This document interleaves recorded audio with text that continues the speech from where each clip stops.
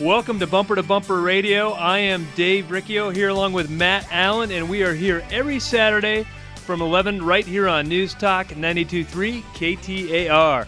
At Bumper Radio, we are helping you, the motoring public, have a better overall car experience. If you've got car questions, we've got answers, so we encourage you to give us a call at 602-277-5827, 602-277-KTAR. And the other way you can get a hold of us is by texting questions to 411-923. You can send us questions there. Today on the Bumper Roadmap, we're doing some fact or fiction. We've got open phones taking your calls. We'll be talking about the Good Guys Car Show next week and what you can expect in the 3 choices in auto repair. Is there only 3, Matt? I don't know, Dave. What are they? Well, we've been talking. I mean, we joke around and say there's good, cheap, and fast. But you only get 2. So which 2 do you want? If it's good and cheap, well, it'll be done next week because I know shops like that. We've got to fit you in, right? If it's good and fast, I wouldn't count on it being cheap. But I don't know that I want cheap either. Maybe inexpensive. You could end up with some cheap at times. But we bring this up because there's a trend. There's always somebody with the .com coming up with another way to skin a cat, so to speak. We don't skin cats. It's inappropriate. Okay. So there's a website back east called Repair Jungle, and the whole premise of the operation is they want to find repair shops. They want to get a consumer that thinks they need something, or maybe in fact does need something, and then you go put it out for bid. And these shops then buy or pay for the prospect of giving you a bid. So they're going to come in. They're going to they want to have the lowest cost because that's what the purpose of a bid is. I guess is to establish a price. And so the lowest guy wins, and then you take your car there and you get the lowest price repair.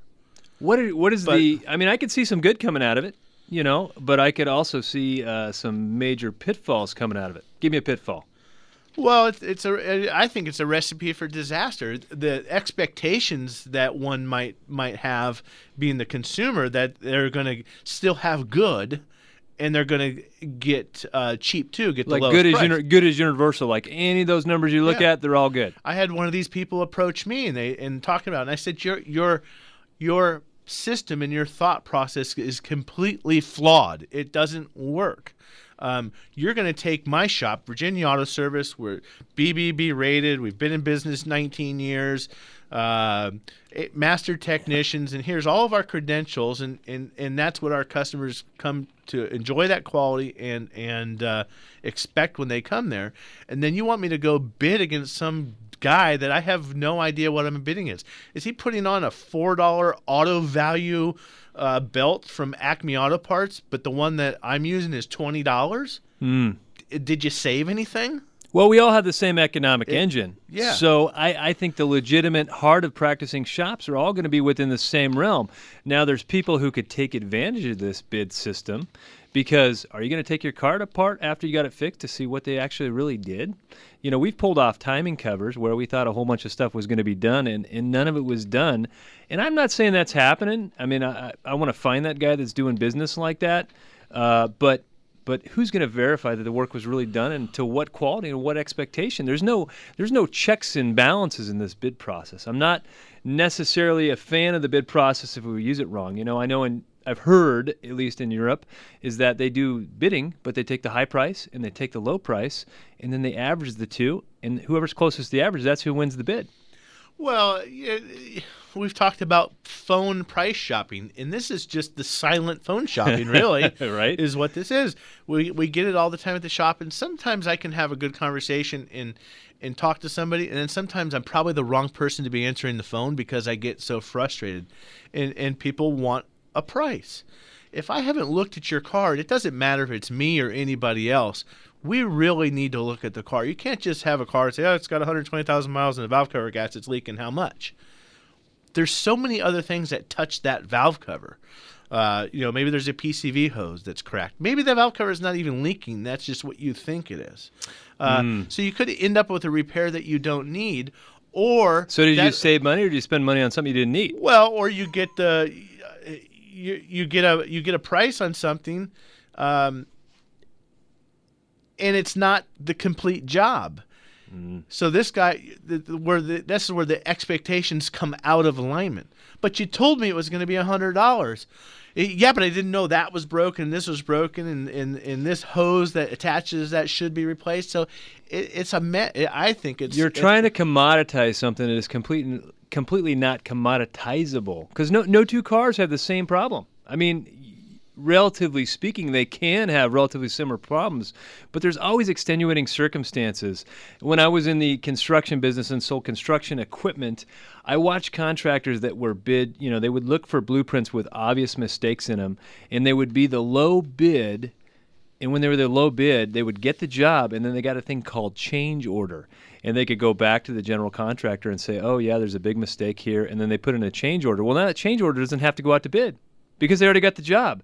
So they would make up the lost margin in the change order. And I'm afraid something like that could happen here. Yeah, sure, we'll bid you for an axle, but the reality is your axle seal's leaking and your hub bearing's bad. And those are change orders. Now that we have your car apart. Get your pants down. Right. Now we get your car apart, where are you going to go? So Yeah, you said that the three choices are better, cheaper, faster, and you can pick two of the three. Good, fast, cheap, yeah. Good, fast, cheap. But the other one we're missing out is relationship. And when you treat your wife or your partner, like, honey, I'll love you as long as you do all the things I need you to do. That's not a relationship, I mean, I take the good with the bad. Some days she's not my biggest fan, and then or I'm not her biggest fan, but you know what? We still stick together. So if I look at my auto shop as a commodity every time I get a price from them, we've established trust. I know they're doing right by me. I'm just going to eliminate that anxiety in my life. I may check up on them once in a while, but for the most part, once I've got a relationship with a shop, I trust them. They're doing a good job for me. Well, and this is something that, I've believed this over time and earlier in my career as a technician, and I never, and that was back before I had to run the shop or before I even thought of owning a shop, but I was working, and I worked in an environment where the technicians communicated with the customers. And it's the customers that you have a relationship with that trust you, and that some days you're gonna win working on the car. You're gonna beat the clock. You're gonna get things done fast, or things line out. All the planets are aligned. And some days they're gonna drive that damn bus right on top of you, or under the bus trying to figure that out, and you can't. Not that you can't, but it just doesn't work to bill them for every second or everything that you did. No, we take the good with the bad. I mean, that's business. But as a tech, the customers who just say, here's my car, take care of it. I'm not saying that's an open checkbook, but within reason. Just take care of it. I trust you. That's the one where you polish that thing just a little bit better. You clean that part just a little bit more. You give it maybe that extra pressure wash when you're done that isn't part of the job. But the guy that's nickel and diming you to death and always wanting, what's this and how much was that and what about this and what about that and how much was the lettuce part of the the hamburger has lettuce and it has tomatoes. Well, how much is the lettuce part of that 99-cent hamburger? You just take the hamburger and go. Okay, we'll work on your car, but that's not, at the end of the day, you're not getting the best. No, we got a little code in our shop, but we write it on the invoice, SNG. Now I'm giving this away, but it stands for super nice guy or super nice gal. Anytime we have a customer that just comes in and just goes out of the way to be nice, I tell you what, we absolutely try and return that favor. But that's relationship. We enjoy working for people. We enjoy working on their car. We enjoy being a part of their solution. But when we're treated like a commodity, it changes the outlook for us. Now this is a vendor to customer, deal. It's no more than, it's not relationship.